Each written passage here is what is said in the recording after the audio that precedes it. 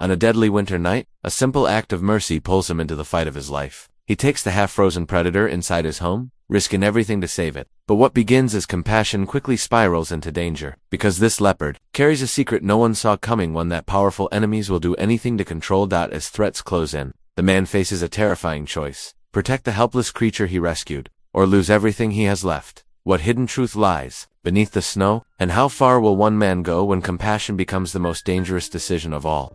Before we dive in, say hello in the comments. I love knowing where these stories are. Finding a home. Calvin stood at his kitchen window, a cup of lukewarm coffee clutched in his weathered hands, staring out at the darkness that stretched beyond his property. The house felt especially empty tonight.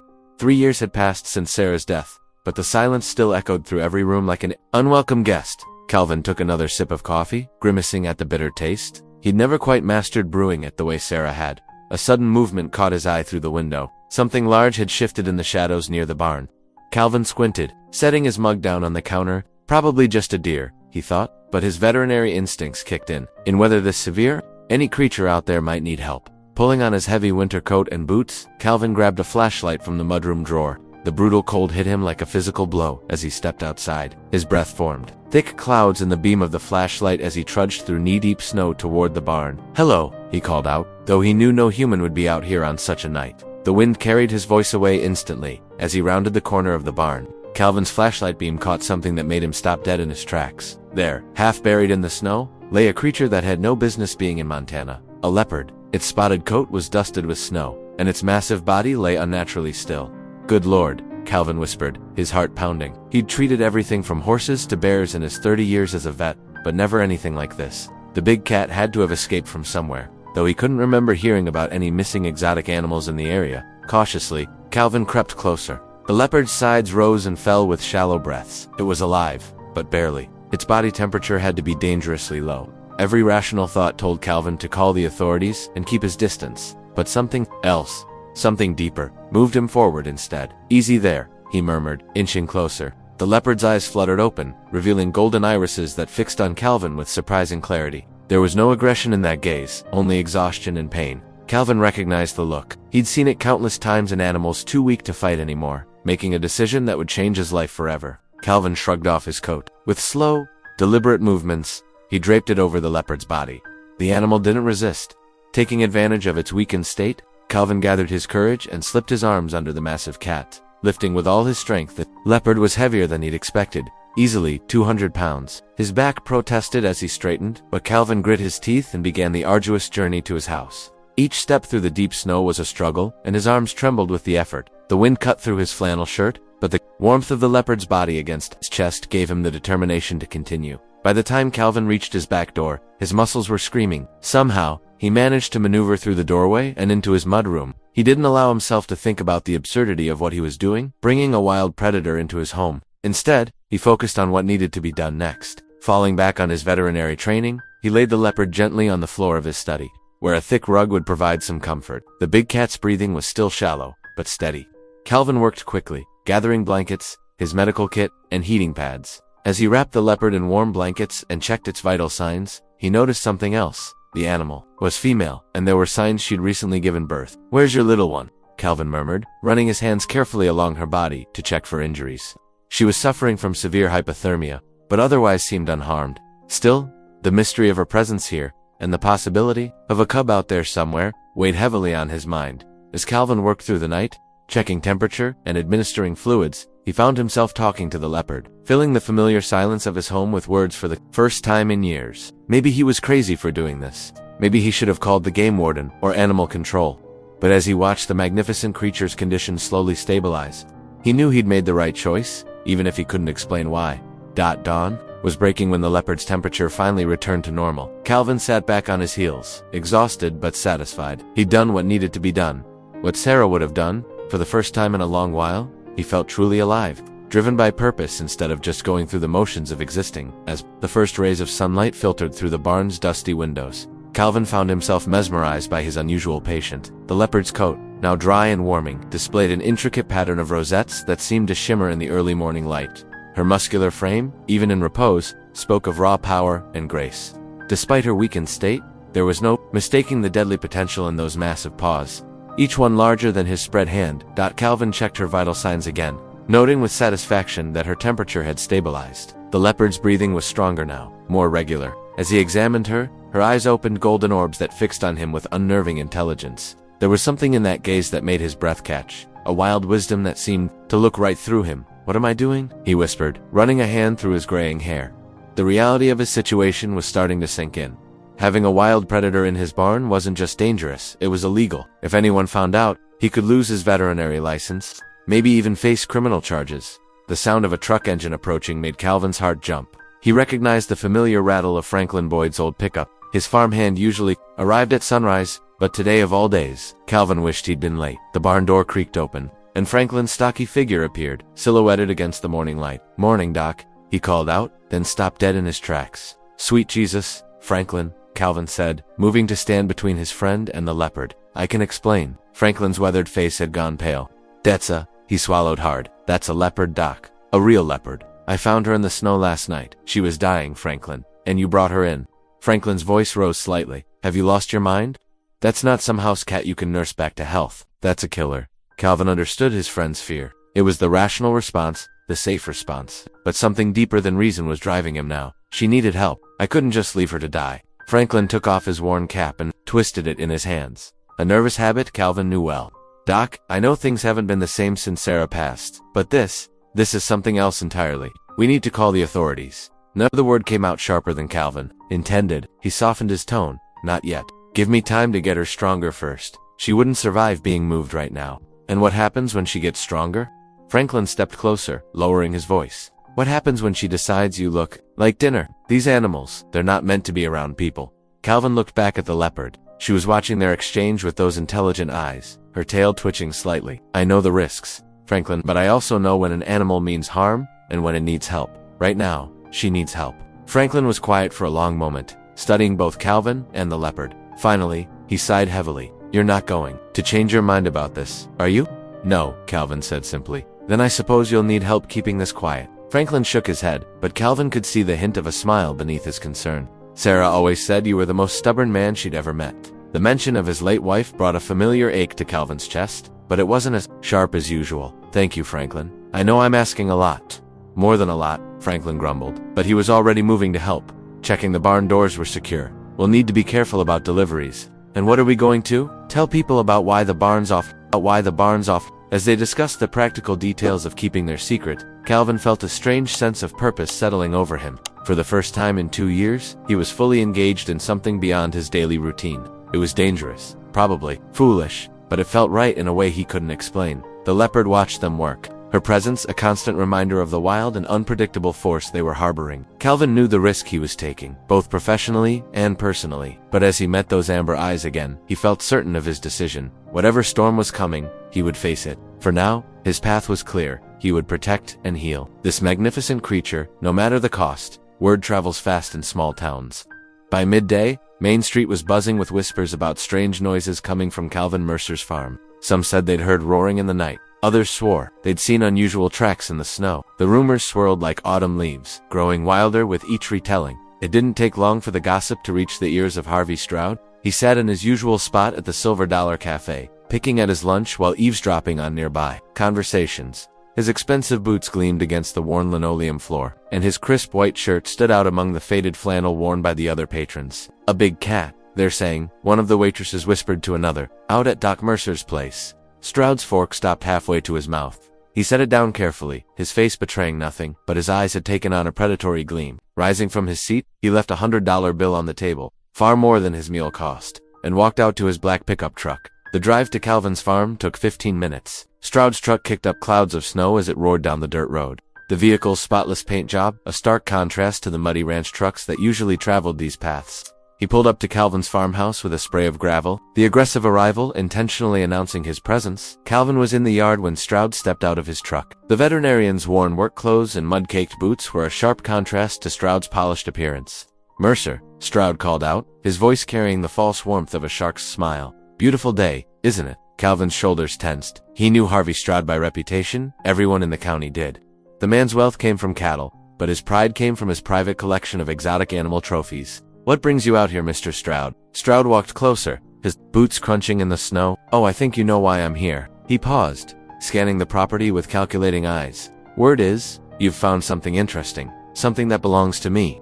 "I don't know what you're talking about," Calvin said, but his gaze flickered briefly toward the barn. Stroud caught the look and smiled. "A leopard, Calvin, my leopard. She escaped during transport 3 days ago." He reached into his coat pocket and pulled out a folded paper. "I have all the proper documentation right here. Permits for importing exotic animals, ownership papers, everything." Calvin's mouth went dry. The papers looked official, but something felt wrong. The timing was too convenient, the story too neat. If you lost a leopard, why didn't you report it and risk some trigger-happy local trying to claim a reward? Stroud laughed, but there was no humor in it. "No, I had my own people searching, but now that I know where she is, I'll be taking her back." He took another step forward, close enough now that Calvin could smell his expensive cologne. "I'm prepared to be generous, Mercer. $5,000 for your trouble. That's more than fair for a few days of harboring my property." Calvin stood his ground, though his heart was hammering in his chest. "There's no leopard here, Mr. Stroud. Don't play games with me." Stroud's voice dropped lower, all pretense of friendliness vanishing. "I own half the county and most of the people in it. One phone call, and I can have wildlife authorities swarming this place. How long do you think you'll keep your veterinary license after they find an illegal, exotic animal in your barn? Is that a threat?" Calvin asked quietly. "Let's call it a reality check." Stroud's eyes were cold now. "You're a small-town vet who's been barely holding it together since his wife died. I'm a businessman with connections all the way to the state capitol. How do you think this ends?" Calvin felt a surge of anger at the mention of Sarah, but he kept his voice steady. "I think it ends with you leaving my property, Mr. Stroud." "Wrong answer." Stroud turned back toward his truck, his movements deliberate and unhurried. "I'll be back, Mercer, with the proper authorities. And when they find that leopard, and they will find her, things will go very badly for you." He climbed into his truck, the engine roaring to life. Before pulling away, he rolled down his window. 24 hours, Mercer. That's how long. You have to reconsider my offer. After that, well, he left the threat hanging in the cold air. Calvin watched the black truck disappear down his driveway, his mind racing. Stroud's threats weren't empty. The man had the money and influence to make good on them. But something in Calvin's gut told him that letting Stroud take the leopard would be signing her death warrant. He looked toward the barn, where the leopard lay hidden. In just 2 days, she had become his responsibility, his secret to protect. Now that secret was out, and the storm he'd feared was gathering on the horizon. Calvin paced in his kitchen, the morning's confrontation with Stroud still churning in his gut. The phone rang, making him jump. Sheriff Miller's familiar voice crackled through the line. "Calvin, we need to talk about what you've got in that barn of yours." His heart sank. "Tom, I save it. I've got federal wildlife agents breathing down my neck. Keeping an endangered species without permits is a serious offense. We're talking fines, maybe even jail time." Calvin gripped the counter, his knuckles white. "You know me, Tom. I'm just trying to do what's right." Harvey Stroud showed up at the station this morning with a stack of paperwork. "All legal and proper. Says that cat is his property." "And you believe him?" The sheriff's sigh crackled through the line. "What I believe doesn't matter. The law's the law." "Calvin?" After hanging up, Calvin stood at his kitchen window, watching snowflakes drift down. The sound of tires on gravel made him tense, expecting Stroud's return. Instead, an unfamiliar rental car pulled up. The woman who stepped out made his breath catch. Lydia. His daughter's dark hair whipped in the wind as she retrieved a bag from the back seat.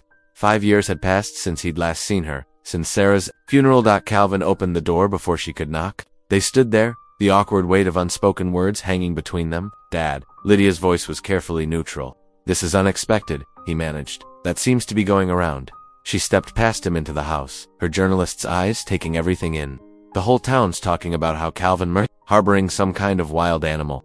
I thought I should see for myself what kind of trouble you're getting into." The kitchen looked exactly as she remembered. The same worn linoleum, the same copper tea kettle Mom had loved. Dad looked older, more weathered, but his stubborn set of his jaw was unchanged.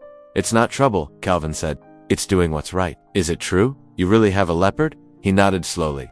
"Found her half dead in the snow. She's got a cub, too, hidden in her fur when I brought her in. Couldn't just leave them to freeze."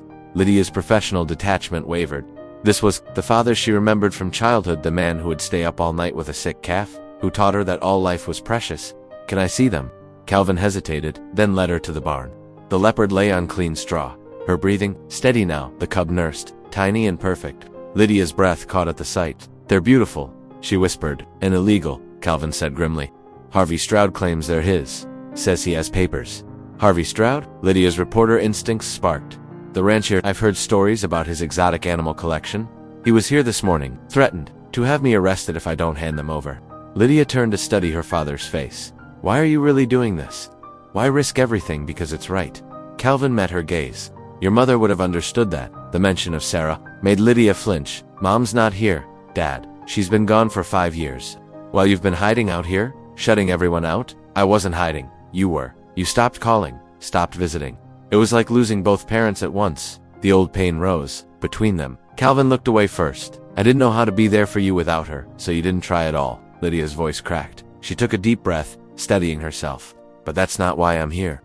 This situation with the leopard, it's bigger than just you now. Stroud's involved, the law's involved, the law's involved. I can't give them up. Calvin's voice was quiet but firm. You haven't seen how Stroud treats animals? These two wouldn't survive a week in his collection. Lydia watched the leopard cub, so small and vulnerable. Her father's determination suddenly made sense. Here was something he could protect, could save. Maybe it was his way of making up for all the things he couldn't change. Then we need a plan, she said finally, because right now, you're going to lose everything trying to save them. Calvin looked at his daughter with surprise. Lydia pulled out her phone. I'm still mad at you, but I'm also a journalist who knows how to dig up dirt. If Stroud's running some kind of illegal exotic animal operation, there might be a trail. For the first time in years, Calvin felt a glimmer of hope. Not just for the leopards, but for the broken pieces of his family. Thank you. Don't thank me yet.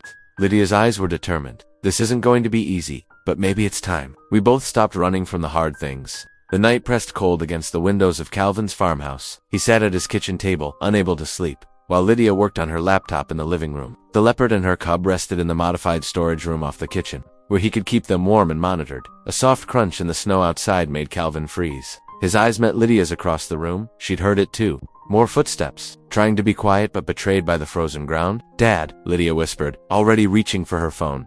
Calvin held up his hand, listening. The back door handle jiggled slightly. Then came the sound of metal on metal. Someone picking the lock. The door burst open. 2 men in dark clothes rushed in, their faces hidden by ski masks. One carried a large animal crate, the other clutched a catch pole.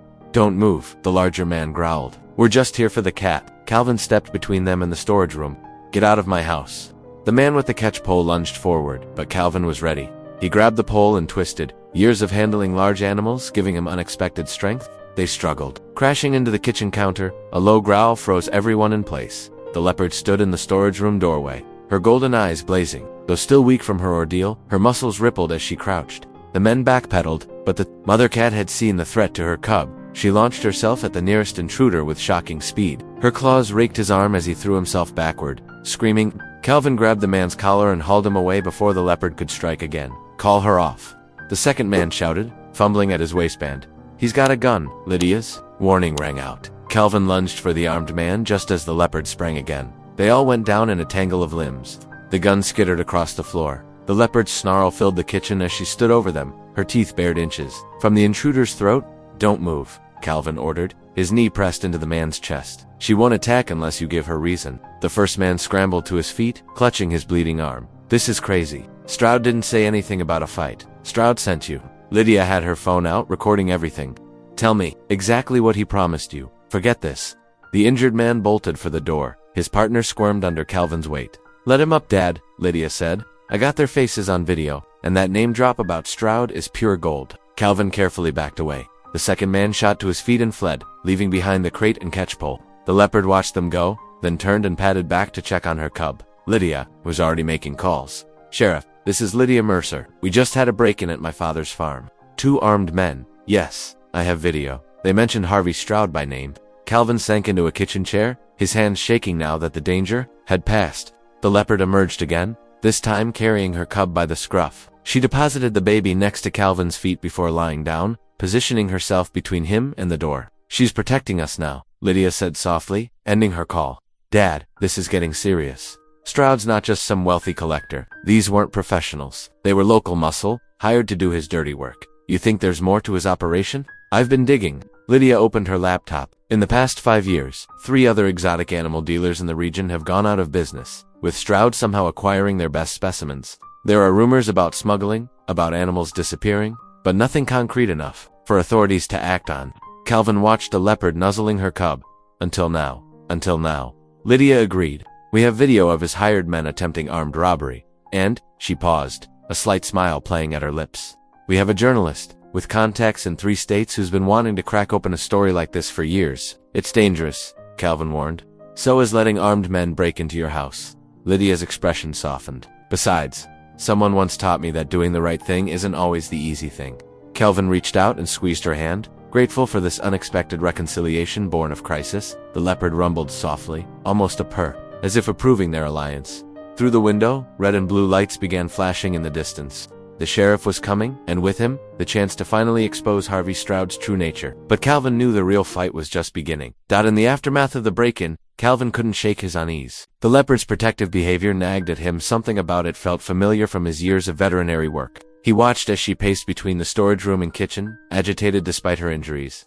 She keeps going back there, Lydia noted, reviewing the footage on her camera. Even during the fight, she was positioning herself to guard that room. Calvin nodded slowly. I need to check something. Stay here. He grabbed his medical bag and flashlight, approaching the storage room carefully. The leopard watched him intently but didn't grouch. She'd come to trust him over the past few days. As he entered, she followed close behind. The beam of his flashlight swept the room's corners. There, behind stacked feed bags, a soft movement caught his eye. His breath caught in his throat.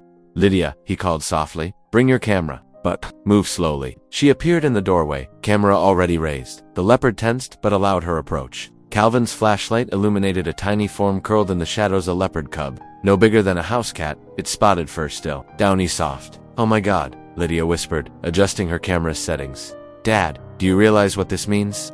The mother leopard moved past them, settling beside her cub. The little one lifted its head weakly, letting out a plaintive mew. Calvin's veterinary instincts took over. He knelt beside them, examining the cub while the mother watched with surprising tolerance. It's severely dehydrated, he muttered. Probably hasn't nursed properly since their capture. The mother's been too stressed and injured. He dug through his bag for supplies. Lydia, I need warm water and the powdered formula from my clinic. It's marked for large breed puppies, should work in a pinch. Lydia hurried to comply, her journalist's mind racing. This changes everything. Harvey's not just trafficking adult animals, he's breeding them. That's why he's so desperate to get her back. Calvin carefully inserted an IV line into the cub's tiny leg while the mother leopard watched every movement. Easy, mama, he soothed. I'm helping your little one. To Lydia, he added, this cub is why she was fighting so hard to survive that night. Maternal instinct is a powerful force. Lydia returned with the formula and began documenting everything: the cub's condition, Calvin's treatment, the mother's protective behavior. This is proof of organized breeding operations.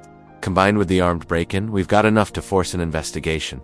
The cub accepted the bottle Calvin offered, suckling weakly but with growing strength. The mother leopard stretched out beside them, her golden eyes heavy with exhaustion but alert. Looking at them, Calvin felt the weight of his responsibility deepen. He wasn't just protecting one injured animal anymore, he was defending a family. We need to get them somewhere safer, he said. Harvey's men know they're here now. The basement, Lydia suggested. It's secure, with only one entrance. We can set up proper bedding. Climate control. She paused her recording. Dad, what you're doing here. This is exactly who Mom always said you were. Someone who'd risk everything to do what's right. Calvin's hands stilled on the bottle. Helen had always believed in him, even when his dedication to healing troubled animals had meant late nights and missed dinners. After losing her, he'd lost that sense of purpose. But now, watching the cub gain strength with each swallow, he felt it returning. Your mother would have loved this little one, he said softly. She always had a soft spot for babies of any species. Lydia knelt beside him, careful to keep filming. We'll need to name it for the story. Readers connect better with named animals. Hope, Calvin said without hesitation, because that's what she represents, hope that doing the right thing still matters.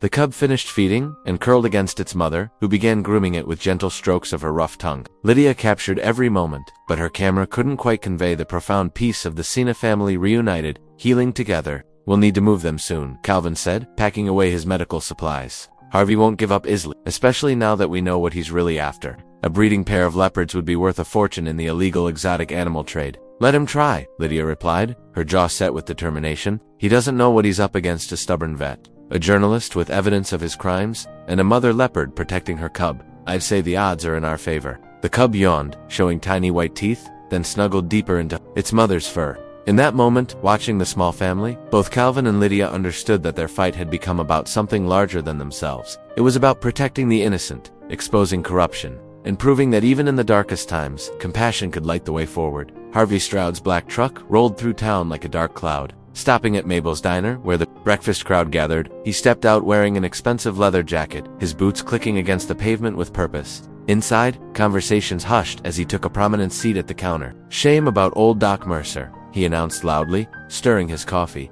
Man's not been right since Helen passed. Now he's harboring dangerous animals, putting the whole community at risk. The diner patrons shifted uncomfortably. Many had known Calvin for years, trusted him with their livestock and pets, but Harvey's words planted seeds of doubt, carefully cultivated with half-truths and implications. Meanwhile, at Calvin's farm, Franklin Boyd watched through binoculars as another police car crawled past the property. "Third one this morning," he reported, lowering the glasses. "Harvey's got them dancing to his tune." Calvin sat at his kitchen table, dark circles under his eyes from nights spent tending to the leopard and her cub. Medical supplies and empty coffee cups cluttered the surface. "He's trying to wear us down." "Well, he picked the wrong folks to push around," Franklin declared, his weathered face set with determination. He'd worked alongside Calvin for 15 years, through good times and bad. "I've called in some favors, got my cousin watching the back road, and my nephew's keeping an eye on Harvey's ranch." Lydia burst through the door, her laptop clutched tight. "I've got something," she announced, her eyes bright with purpose. She spread documents across the table, pointing to highlighted sections. 3 separate wildlife trafficking cases in neighboring states, all with connections to shell companies owned by Harvey. He's been doing this for years, buying exotic animals, breeding them, selling them on the black market. Calvin studied the papers, his jaw tightening. "But can we prove it? I've got financial records, shipping manifests, even photos from inside his private compound." Lydia pulled up images on her laptop showing elaborate holding pens and transport cages. "My sources say he's been building an empire. That leopard was just his latest acquisition, probably meant for breeding stock." Franklin whistled low. Wonder he's coming at us so hard. You're threatening his whole operation." A police siren wailed in the distance, making them all tense. Calvin moved to the window, watching as another patrol car drove past. "He's got the sheriff in his pocket. We need to be ready for anything." Lydia touched her father's arm, a gesture that would have felt awkward just days ago but now came naturally. "We're already ahead of him, Dad. I've sent copies of everything to my editor and 3 separate law enforcement agencies. If anything happens to us, the truth comes out." Calvin looked at his daughter with pride. The determined journalist before him was so different from the angry young woman who'd left home years ago, yet he could still see traces of the little girl who'd followed him on his rounds, asking endless questions about the animals he treated. "Your mother would be proud of you," he said softly. "She always said you had her nose for truth." Lydia's eyes softened. "She'd be proud of you too, Dad, standing up against someone like Harvey." "That's the father I remembered, the one who taught me to fight for what's right." Franklin cleared his throat, breaking the moment. "Speaking of fighting, we should set up some security cameras. I've got some motion sensors from my hunting days." They spent the next hours fortifying the property. Franklin rigged alerts on all approaches to the house, while Lydia documented everything with her camera. Calvin checked on the leopard and her cub, now safely hidden in a reinforced corner of the basement. The mother's wounds were healing well, and the cub grew stronger each day. As evening approached, they gathered in the kitchen again. Maps of the property spread across the table as they planned patrol schedules and emergency responses. The radio crackled with chatter from a network of local allies, all reporting Harvey's movements. "He's gathering men," Franklin reported grimly. "Hired hands, out-of-towners, the kind who don't ask questions." Calvin nodded, his face resolute. "Then we'll be ready. The mother and cub are mobile enough to move if we have to. I've got a backup, location prepared, and I've got enough evidence to bury him," Lydia added, patting her laptop. "He just doesn't know it yet."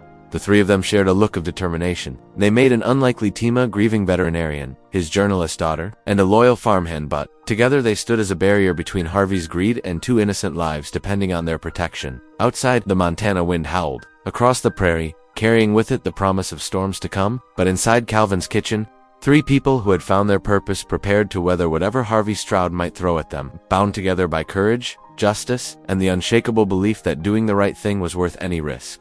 The night air crackled with an unnatural orange glow. Calvin jerked awake in his chair, his body tensing before his mind fully registered what was wrong. Through the window, flames licked the sky, turning the darkness into a hellish dawn. His heart stopped. The barn was on fire. "Fire!" he shouted, his voice thundering through the house. "Lydia! Franklin!" Lydia burst from her room, hair disheveled. "Dad! Oh my God!" Her eyes went wide at the inferno consuming the barn where they'd moved the leopard and her cub just hours ago for extra security. The heat hit them like a wall as they ran outside. Franklin emerged from his truck where he'd been keeping watch, coughing from the smoke already thick in the air. "Called the fire department," he wheezed, "but they're 20 minutes out." Calvin's mind raced. The leopard and cub were trapped in the reinforced stall at the back of the barn. The mother was strong enough to break free, but the cub was still too weak. They'd die if he didn't act. "This is Harvey's doing," Lydia said, her voice shaking with rage. She pulled out her phone, documenting the destruction, even as her father rushed toward the barn. "Dad, wait," she grabbed his arm. "You can't go in there." "I have to." Calvin shrugged off her grip. "Those animals are my responsibility." Before he could move, a beam crashed down near the barn's entrance, sending up a shower of sparks. The heat was incredible, distorting the air like waves on water. Franklin tried to hold him back, but Calvin broke free. "Then I'm coming with you," Lydia declared, following close behind. They wrapped wet bandanas around their faces, a poor substitute for proper gear. But there was no time for anything else. Calvin led the way, staying low where the air was clearest. The familiar interior of his barn had become an alien landscape of fire and shadow. Smoke burned their eyes and throats as they navigated through the inferno. Calvin heard the leopard's roar of distress, barely audible over the fire's roar. They found her in the reinforced stall, throwing herself against the metal gate that had protected her from Harvey, but now trapped her inside. "The release is jammed," Calvin shouted, wrestling with the mechanism. The metal was hot enough to sear through his gloves. Above them, the roof groaned ominously. Lydia grabbed a crowbar from the wall, and together they pried at the gate. The leopard's eyes reflected the flames, wide with fear but still trusting. Her cub huddled behind her, mewling in terror. With a screech of protesting metal, the gate gave way. The mother leopard bounded out, but the cub stumbled, too frightened. To move without hesitation, Lydia scooped up the small creature. Any fear of the wild animal was forgotten, in the desperate need to escape. "Move," Calvin ordered, as another beam crashed behind them. The heat was unbearable now, the smoke so thick they could barely see. They followed the leopard's form ahead of them, a shadow moving through hell. The path to safety seemed endless. Calvin's lungs burned with every breath. He felt Lydia stumbling beside him and grabbed her arm, half carrying her forward. The cub trembled against her chest, its small heart racing. A massive crack split the air. Calvin looked up to see the roof beginning to cave in. He shoved Lydia ahead with all his strength, sending her and the cub tumbling through the barn's entrance. As he dove after them, a rush of superheated air knocked him flat. Franklin was there instantly, dragging them further from the collapsing building. They lay in the grass, coughing and gasping, as the barn's roof finally gave way with a thunderous crash. Through streaming eyes, Calvin saw the mother leopard standing at the edge of his property, waiting for them. Lydia still clutched the cub, which wriggled free and ran to its mother on shaky legs. They watched as the pair melted into the darkness, away from the flames. "Got it all on camera," Franklin said grimly, holding up his phone. Harvey's men leaving the property 10 minutes before the fire started, clear as day. Lydia struggled to sit up, her face streaked with soot. "This is attempted murder. He tried to kill us all, humans and animals." Calvin couldn't speak yet, his throat raw from smoke, but he gripped his daughter's hand. They'd nearly died, but they'd saved 2 innocent lives. More importantly, they now had irrefutable proof of Harvey's brutality.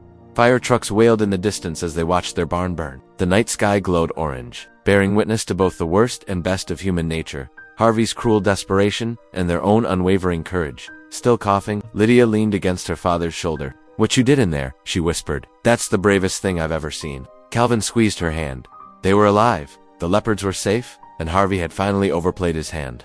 As the firefighters arrived to battle the blaze, father and daughter sat together in the grasp, their bond forged stronger in the crucible of that burning barn. The three of them huddled in Franklin's pickup truck, parked just beyond Harvey's property line. Night had fallen, providing cover for what they were about to do. Lydia clutched her laptop, which contained damning evidence of Harvey's wildlife trafficking operations, surveillance footage, shipping manifests, and testimony from former employees.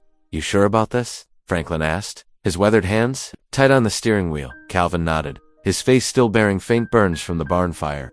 "Harvey's expecting a confrontation, but he's not expecting what we bring to the table." They watched as Harvey's security patrol passed, then made their way through a gap in the fence that Franklin had discovered during his reconnaissance. The main house loomed ahead, its windows glowing with artificial warmth. Lydia's journalist instincts took over as she documented everything with her camera. The supposedly empty outbuildings showed signs of recent activity: fresh tire tracks, shipping containers with air holes, and the unmistakable sounds of distressed animals. "Over here," Franklin whispered, leading them to a side entrance. The door wasn't locked. Harvey's arrogance made him careless. They found him in his trophy room, surrounded by mounted heads of exotic animals. Harvey stood by the fireplace, drink in hand, unsurprised by their entrance. "Breaking and entering now, Mercer." Harvey's voice was calm, but his eyes betrayed tension. "I expected better from you." "We know everything." Lydia stepped forward, opening her laptop. "The smuggling operation, the endangered species trafficking, the bribes to local officials." Harvey's smile faltered slightly. "Accusations without proof, like this shipping manifest." Lydia turned the screen toward him. "Or these photos of illegal animals being transported. Or maybe the testimony of your former employee about the leopard's origin." Calvin moved closer, his voice steady. "You've been running an international smuggling ring, Harvey. That leopard wasn't the first, was she?" The sound of footsteps made them turn. 2 of Harvey's men entered, hands hovering near their weapons. Harvey's facade cracked, showing the desperation beneath. You think you can? Threaten me, Harvey snarled. This is my territory, my rules. Not anymore, Franklin replied, holding up his phone. Everything we're saying is being live-streamed to state authorities. They're already on their way. Harvey lunged for Lydia's laptop, but Calvin intercepted him. They crashed into a display case, sending glass and preserved specimens scattering across the floor. Harvey's men moved to intervene, but Franklin blocked their path. Don't, Franklin warned. You're already in enough trouble. The struggle between Calvin and Harvey was brutal and desperate. Harvey fought with the fury of a man watching his empire crumble, landing a solid blow that sent Calvin staggering. Blood trickled from Calvin's reopened burns. You should have minded your own business, Harvey spat, reaching for a mounted rifle on the wall. Before he could grab it, a familiar roar shattered the night. Through the window, they saw the leopard and her cub, drawn perhaps by some animal instinct to confront their former captor. The sight froze everyone in place. Harvey's men backed away from the windows. In that moment of distraction, Lydia moved swiftly, securing the rifle while Franklin restrained Harvey. The sound of approaching sirens filled the air. It's over, Calvin said quietly, watching Harvey's face as realization set in. Those animals deserved better than being your trophies. State authorities swarmed the property, led by wildlife enforcement officers. They found cages of exotic animals in the outbuildings, evidence that couldn't be denied or buried. Harvey's carefully constructed world of privilege and cruelty collapsed around him as Harvey was led away in handcuffs. Calvin caught sight of the leopard and her cub, disappearing into the darkness. Wildlife officials would ensure their safe transport to a sanctuary, but for now, they were free a fitting end to their ordeal. The night air was cool on Calvin's face as he watched his daughter, giving her statement to the authorities. She'd risked everything to help him fight this battle. Franklin stood nearby, solid and dependable as always, coordinating with the officers who were documenting Harvey's crimes. Blood still trickled from Calvin's wounds, but he refused medical attention for the moment. He needed to see this through, needed to witness the dismantling of Harvey's trophy room, the liberation of the captured animals, the final proof that standing up for what was right, no matter the cost, was always worth the fight. The flashing lights of police cars illuminated Harvey Stroud's sprawling ranch house in the pre-dawn darkness. Calvin sat on the steps of an ambulance, holding a bandage to his bleeding forehead while watching officers lead Harvey away in handcuffs. The rancher's usual commanding presence had crumbled, replaced by a defeated slump in his shoulders. You've ruined me, Mercer, Harvey spat as two deputies guided him toward a waiting patrol car. Everything I built, you ruined yourself. Calvin replied quietly, his voice carrying across the yard.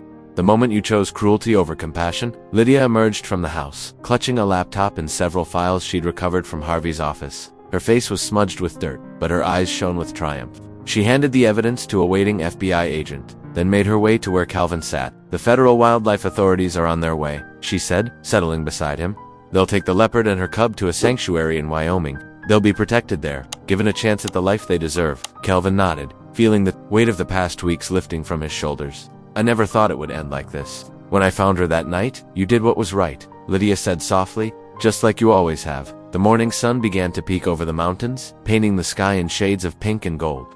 Calvin studied his daughter's face, seeing not just the determined journalist she'd become, but glimpses of the little girl who used to follow him on his rounds, asking endless questions about the animals he treated. I'm sorry, he said, the words catching in his throat. After your mother died, I shut down. Shut you out. I thought I was protecting myself from more pain, but all I did was cause more. Lydia's eyes welled with tears. I'm sorry I was so angry at you for withdrawing that I never stopped to understand your grief. I just ran away to the city, buried myself in work. We both did what we thought would hurt least, Calvin said.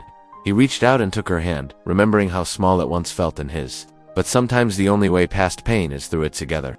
Franklin approached them, his weathered face breaking into a smile. They're loading up the leopard and cub now. Thought you might want to say goodbye. Calvin and Lydia walked hand in hand to where wildlife officials were carefully transferring the sedated animals into a specialized transport vehicle. The mother leopard's wounds had begun to heal, her coat regaining its lustrous sheen. Beside her, the cub slept peacefully, unaware of the chaos their presence had sparked. Look at them, Lydia whispered. So magnificent. Hard to believe finding them would change everything. Sometimes the biggest changes come from the smallest choices, Calvin replied. One decision to help, to stand firm, to fight back against wrong. The transport doors closed with a gentle click. As the vehicle pulled away, Calvin felt a profound sense of completion. The leopard and her cub would live free. Harvey would face justice for his crimes, but most importantly, the distance between him and his daughter had finally been bridged. What now? Lydia asked, squeezing his hand. Calvin smiled, feeling lighter than he had in years. Now we start again.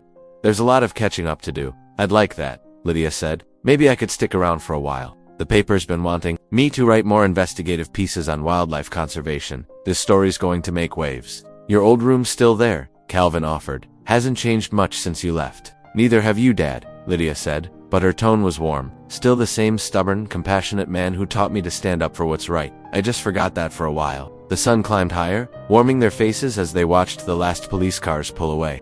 Harvey's empire of greed had crumbled, but something far more valuable had been built in its place, a foundation of trust, understanding, and renewed love between father and daughter. Franklin joined them again, clearing his throat. Coffee's hot in the kitchen. If you're interested, reckon we could all use some after the night we've had.